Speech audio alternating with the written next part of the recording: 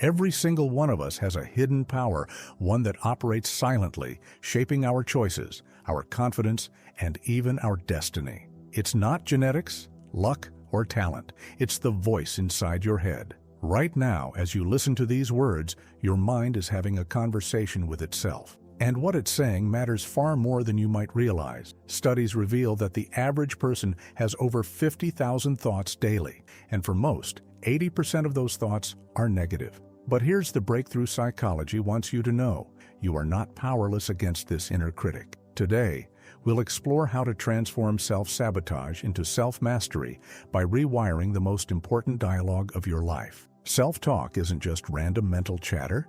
It's the invisible architect of your reality. Cognitive behavioral therapy. Pioneers like Dr. Aaron Beck discovered decades ago that our internal narratives directly influence emotions, behaviors, and even physical health. Positive psychology researchers like Martin Seligman later proved that shifting these narratives can unlock resilience, creativity, and success. Whether you're battling imposter syndrome, struggling with motivation, or stuck in cycles of self-doubt, the science is clear. By changing how you speak to yourself, you change what you're capable of achieving.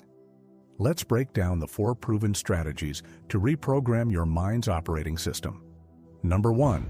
The 2 voices in your head. Imagine your mind as a control room with 2 operators, the critic and the coach. The critic thrives on fear. It whispers warnings like, "You're not ready," or "They'll think you're a fraud." The coach, however, operates on curiosity. It asks, "What if this works?" or "How can I grow from this?" Neuroscience reveals these voices activate entirely different brain networks. When the critic dominates, it triggers the amygdala, your brain's primal fear center, flooding your body with stress hormones. But when the coach takes over, it engages the prefrontal cortex, the region responsible for logic, planning, and problem solving. UCLA researchers found that participants who practiced positive self-talk before a high-pressure task showed 40% calmer physiological responses and made fewer errors. The key isn't to silence the critic, it evolved to protect you, but to recognize when it's exaggerating threats. Next time you face a challenge, pause and ask, "Is this voice helping me survive or helping me thrive?" That simple question creates the mental space to choose your response. Number 2. The CBT flip, rewriting catastrophic thoughts.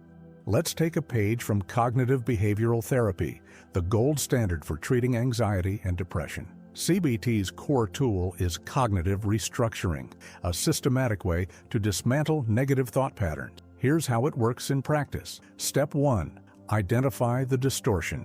For example, if I fail this presentation, my career is over. This is catastrophizing, assuming the worst-case scenario. Step 2. Challenge the evidence. Ask, has one setback ever destroyed my entire career? What proof do I have this will go badly? Step 3. Reframe the narrative. Replace the distortion with, even if I stumble, I'll learn and improve. My worth isn't tied to one moment.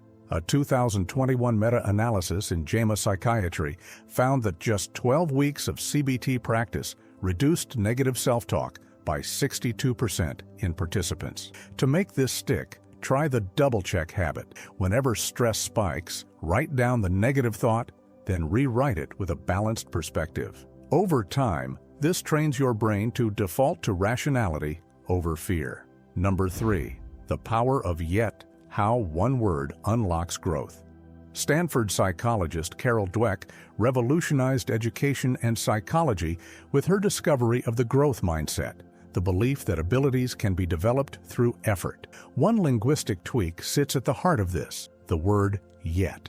When you add yet to a self-critical thought, I don't understand this yet, or I haven't reached my goal yet, it signals to your brain that struggle is temporary and effort leads to growth. fMRI studies show this tiny shift increases activity in the hippocampus, your brain's learning hub, by 30%. Learn from a real-world example. A student telling herself, "I'm bad at math," will avoid challenges, cementing the belief. But switching to, "I'm not where I want to be," yet motivates practice and resource seeking. Companies like Microsoft and Google now train employees in growth mindset language because, as Dweck's research proves, it boosts innovation and perseverance. Number 4. The 5-to-1 rule: building mental immunity. Positive psychology researchers uncovered a critical ratio for mental resilience: 5 positive interactions to offset 1 negative one.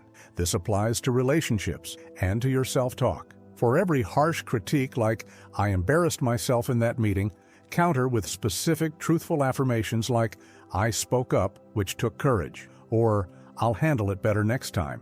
A University of North Carolina study found that participants practicing this 5-to-1 rule for 30 days reported 45% higher motivation and 37% lower stress. The goal isn't to ignore flaws, but to balance criticism with conscious compassion, because how you correct yourself determines whether you shut down or level up. Your self-talk isn't just a mirror reflecting who you are, it's a sculptor shaping who you become.